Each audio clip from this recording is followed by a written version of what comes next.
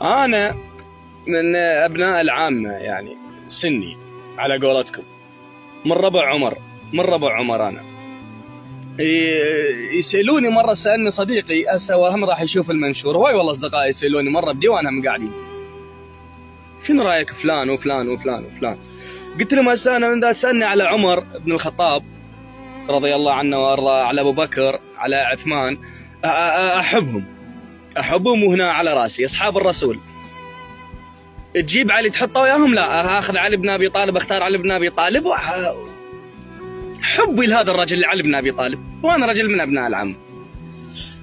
لا سبيت واحد ولا شتمت واحد ولا قلت هذا مو زين ولا قلت، وما لي علاقة ببعض الكتب اللي نقراها، ما لي علاقة بيها.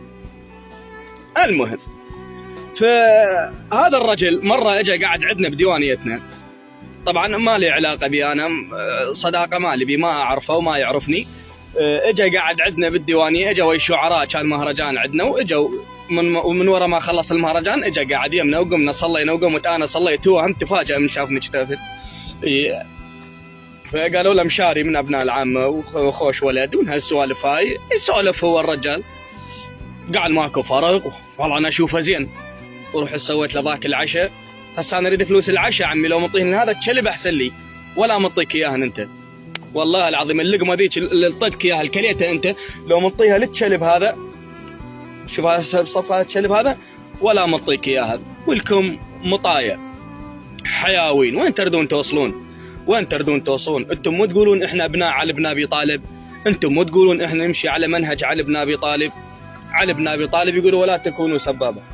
علي بن ابي طالب انتم تقولون يمشي يطلع من الجامع والناس تشامر عليه احجار ما ادري شلون، ولكم سالفه لعلي بن ابي طالب عليه السلام، تقولون اكو واحد دوم يفشخ بعلي بن ابي طالب بطابوق من يطلع من الجامع، ومره تمرض هذا المريض وجاء علي بن ابي طالب والمريض ما اجى ما فشخه، وعلي بن ابي طالب تفاجأ، قال وين هذا دائما يفشخني، وراح دق الباب عليه وقالوا له مريض. كان انتم ايش بيكم مطايا؟ ما تصيرون مثل علي بن ابي طالب البعض، ايش بيكم مطايا حمير؟ ايش بيكم؟ ايش بيكم واحدكم اذانها طولها؟ ليش تسب مذهبي؟ ليش اخوك وجارك وصاحبك وعيشه وحده وماخذ من عندي ومنطيك ودين واحد، الله محمد علي،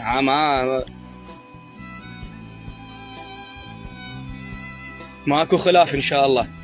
ليش انتم الجماعه ذولا تطفرون منا ومنا زعاطيط، انكذ هذا يطفر هذا، انكذ هذا يطفر لنا هذا، ايش بيكم؟ اقعدوا وسكتوا، اقعدوا وسكتوا. تسب الصحابه ليش؟ تسب، يصير انا اسبك؟